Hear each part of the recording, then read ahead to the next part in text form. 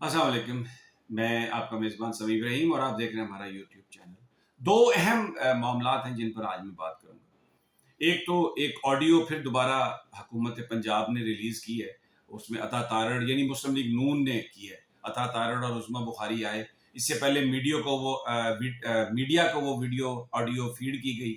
مبینہ ایک ملک ریاض کی اس کی بیٹی کی آپس میں گفتگو اور یہ الزام ایک تراشی اس میں کی گئی ہے کہ جناب یہ جو فرح صاحبہ ہیں جن کی تذلیل کے لیے یہ ساتھ میں گوگی کا نام لگاتے ہیں، یعنی اتنی ان کو شرم نہیں کہ یہ جو بات کرتے ہیں وہ ایک خاتون ہے اور جب تک کوئی چارجز ثابت نہ ہو وہ بندہ انوسینٹ ہوتا ہے، لیکن صرف ان کی تذلیل کرنے کے لیے ان کے نام کے ساتھ گوگی انہوں نے لگا دیا. مجھے یاد ہے مریم نواز صاحبہ کا اپنا نام ہے، ان کے گھر کا نام ہے گڑیا.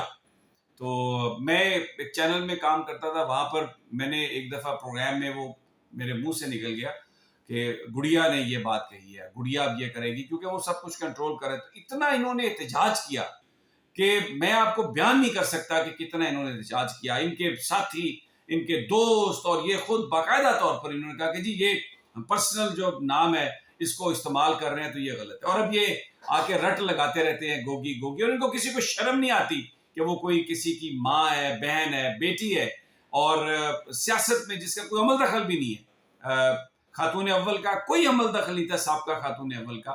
وہ ایک پردہ دار خاتون ہے. انہوں نے اگر کوئی کام بھی کیا تو صرف جو رفائی کام تھے اس میں انہوں نے عمران خان صاحب کی مدد کی اور کبھی میڈیا پر نہیں آئے. ایک انہوں نے انٹرویو دیا صرف ندیم ملک صاحب کو شروع میں، اس کے بعد وہ بالکل ٹوٹل ایک پرائیویٹ لائف ہے ان کی. لیکن صرف ان کی تذلیل کرنے کے لیے وہ ان کی دوست کا نام اس طرح سے رکھا ہے، فرح گوگی، یعنی ایک بے عزتی. آپ اس سے اندازہ لگائیں کہ گھٹیا پن اور نیچ پن کتنا ہے ان کا. اپنے ناموں کے حوالے سے کتنے یہ پرٹیکولر ہیں اور مخالفین کو کس نام سے بلاتے ہیں. خیر، ویڈیو اس کا فورنزک ہوا، دیکھا. آپ یقین کریں مختلف جو آڈیو کے حصے ہیں وہ جوڑے گئے ہیں اور اس کو نکال کے، اور یہ بھی نہیں پتا یہ کس کی آڈیو ہے.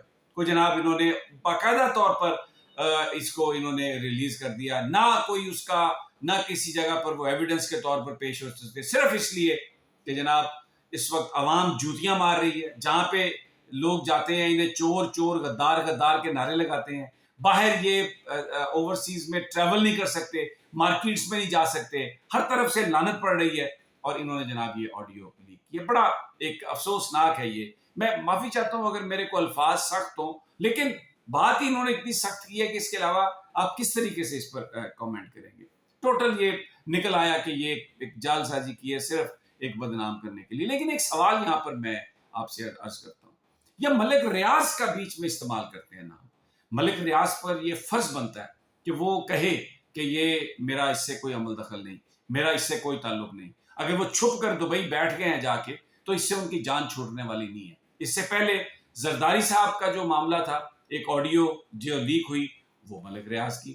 اچھا، شریف خاندان کے ساتھ جو نیکسس ہے ملک ریاض کا وہ بالکل واضح ہو گیا.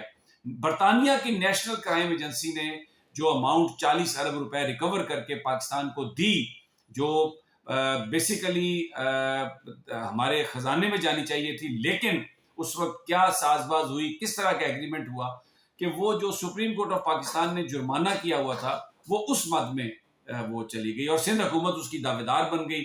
سندھ حکومت اس لیے دعویدار بن گئی کہ زرداری صاحب جو ہیں وہ ملک ریاض کے پارٹنر ہیں. جو مارا ماری وہاں پر ہوئی ہے بحریہ ٹاؤن کی، اور وہ جو ملیر میں، لانڈی میں جو کچھ بھی انہوں نے سرکاری زمین کو ہتھیایا، وہ زرداری اور ملک ریاض کی ملی بھگت ہے، آپس میں وہ حصے داری ہے، وہ ادھر چلے گی. لیکن میں وہ بات کر رہا ہوں سلمان شہباز کی. آپ دیکھیں کہ سلمان شہباز کی پراپرٹی کی خرید و فروخت میں وہ ملک ریاض صاحب کا پیسہ لگا اور وہ پیسہ برطانیہ کی کرائم ایجنسی نے پاکستان بھیجا. تو نیکسس جو ہے شریف خاندان کے ساتھ، سلمان شہباز کے ساتھ جو نیکسس ہے ملک ریاض کا، وہ اس کے بارے میں کچھ پتہ چلنا چاہیے کہ وہ کیا ہے. ملک ریاض کو یہ ہر آڈیو میں ملک ریاض آ جاتے ہیں جو بلیک میلنگ کی آڈیو ہے. اگر افتخار چودھری کی ان کے بیٹے کی آڈیو ویڈیو بنائی ہے کوئی، وہ ملک ریاض نے بنائی ہے. یہ زرداری کے ساتھ عمران خان پر بات کی، یہ ملک ریاض ہے. ابھی فرح صاحبہ کے حوالے سے ایک جعلی ویڈیو، وہ بیچ میں ملک ریاض، اور ملک صاحب اس پہ بات نہیں کرتے. ملک صاحب اس کا جواب ان کو دینا پڑے گا. اس کا مطلب یہ ہے کہ یا تو وہ سائلنٹلی اس کو وہ بیٹھے ہوئے ٹیلی فون گھماتے رہتے ہیں ادھر ادھر، اپنے مختلف جو الفاظ ہیں وہ اس کو پھر کاٹ پیٹ کے ان کی مدد کرتے ہیں کہ وہ آڈیو بنائیں. یہ بہت ہی ایک گھنونا کردار کیا ہے انہوں نے اس وقت نون لیگ نے. لیکن اس میں جو ملک ریاض ہیں ان کا جو معاملہ ہے وہ ان کو کلیئر کرنا چاہیے، وگرنہ یہ پھر ایک بڑا سوال ہے پاکستان کے تحقیقاتی اداروں کے لیے کہ جو شخص یہ کہتا ہے کہ میں پہیے لگا دیتا ہوں فائلوں کے نیچے، وہ مختلف حکمرانوں کے ساتھ اس کا جو تعلق ہے شاید اس لیے بچتا ہے. آج تک کبھی ان کا آڈٹ نہیں ہوا، صرف یہی دیکھا گیا کہ انہوں نے ناجائز زمینوں پر کیسے قبضہ کیا، شاملات پر کیسے قبضہ کیا، پاک کی زمین پر کیسے قبضہ کیا. باقی جو معاملات انہوں نے چلائے اس کے حوالے سے کوئی تحقیقات ہونے کی کیا ضرورت نہیں ہے کہ ان کے جو ایسٹس ہیں وہ بیونڈ مینز نہیں ہے. اور کیا وہ جو شخص 80s میں جو کہتے ہیں کہ جی میرے پاس تو اپنی بیوی کے علاج کے لیے پیسے نہیں تھے، یہ اچانک پیسے اتنی فارچون کہاں سے بن گئی؟ ویری ویری امپورٹنٹ سوال ملک ریاض کے بارے میں یہ اٹھتا ہے اس ساری ویڈیو سے. اور دوسرا ایک بات یہ ہے کہ اب عمران خان بنی گالہ آ گئے تو ان کو اب رانا ثناء اللہ میں پکڑنے کی ہمت نہیں ہے. آج انہوں نے اسلام آباد وہاں پولیس بھیجی ہے اور یہ کہا کہ جی ہم یہ سیکورٹی ان کی بیف اپ کر رہے ہیں. ساتھ ہی رانا ثناء اللہ نے یہ کہا کہ جناب فکر نہ کریں، عمران خان کو ان کی سیکورٹی گرفتار کرے گی. تو آج سارا دن جاسوسی کرتے رہے وہاں پر اسلام آباد کی پولیس لگا کے کہ جو کور کمیٹی کی میٹنگ ہے اس میں کون آیا، اس میں کون گیا، کیا بات ہوئی، پورا وہ کوشش آج کرتے رہے. لیکن بہرحال جو یہ کہتے تھے عمران خان کو کہ عمران خان بزدل ہے، عمران خان بھاگ گیا ہے، عمران خان بنی گالہ میں واپس آ گیا. آج وہ بنی گالہ میں ہے اور وہاں پر کور کمیٹی کے اجلاس کی انہوں نے صدارت بھی کی ہے. کوئی ان کو ڈر نہیں ہے. انہوں نے آج ایک وہ بنایا ہے، آج جو سارا دن کور کمیٹی کا اجلاس ہوا اس میں دو چیزوں پر بات ہوئی کہ اگر عمران خان کو گرفتار کیا گیا تو اس کی کیا اسٹریٹجی ہوگی. اس کے لیے ضلعی جو مقام ہے وہاں پر احتجاج کیا جائے گا، مہنگائی کے خلاف احتجاج کیا جائے گا، اور ایک پورا پلان بنا لیا ہے تحریک انصاف نے کہ اگر خان کو پکڑا گیا تو کیسے ریئیکٹ کرنا ہے، کیسے اس پر پروٹیسٹ کرنا ہے. اور جہاں تک بات ہے یہ مارچ کی، وہ مارچ کیونکہ ابھی بجٹ آ رہا ہے تو 15 جون تک بجٹ ہے، تو اس لیے یہ فیصلہ کیا گیا کہ بجٹ کے آنے تک ذرا ہم رک جاتے ہیں، اور جب بجٹ کی اناؤنسمنٹ ہو جائے گی تو پھر اس کے بعد ایک پورا لاہ عمل تیار کر کے تو لانگ مارچ کی تاریخ دی جائے گی. اس لیے آج لانگ مارچ کی جو تاریخ ہے اس کو تھوڑا مؤخر کر لیا گیا.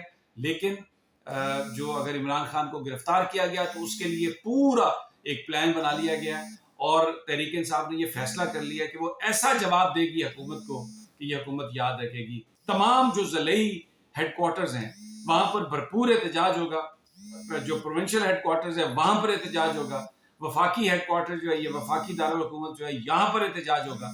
اور اس کو تو کسی طریقے سے جو پی ٹی آئی ہے اس کو ٹالریٹ کرنے کے لیے تیار نہیں. اور خان یہ جو پروپیگنڈا کر رہے تھے کہ ڈر گیا اور بھاگے، یعنی اندازہ کریں وہ لوگ، یعنی مریم نواز جس کے ابو جان لندن میں چھپے ہوئے ہیں، اور شہباز شریف جس کے بچے وہاں پر چھپے ہوئے ہیں، جس کا داماد وہاں پر چھپے ہوئے ہیں، نون لیگ کے یہ عمران خان کے بارے میں کہتے تھے کہ جی عمران خان پشاور میں چھپا ہوا ہے. عمران آج اسلام آباد میں ہے اور کسی کی ہمت ہے تو وہ ان کے لوگ یہ کہہ رہے ہیں کہ آئیں وہ گرفتار کر لیں. اور پاکستان میں جس طریقے سے تحریک انصاف نے اس پر پروٹیسٹ کرنے کا، اس کا جواب دینے کا جو پروگرام بنایا، تحریک انصاف کے لوگ یہ کہتے ہیں کہ سمجھ آ جائے گی شہباز شریف کی حکومت کو کہ عوامی احتجاج کیا ہوتا ہے اور عوام کی آواز کیا ہوتی ہے.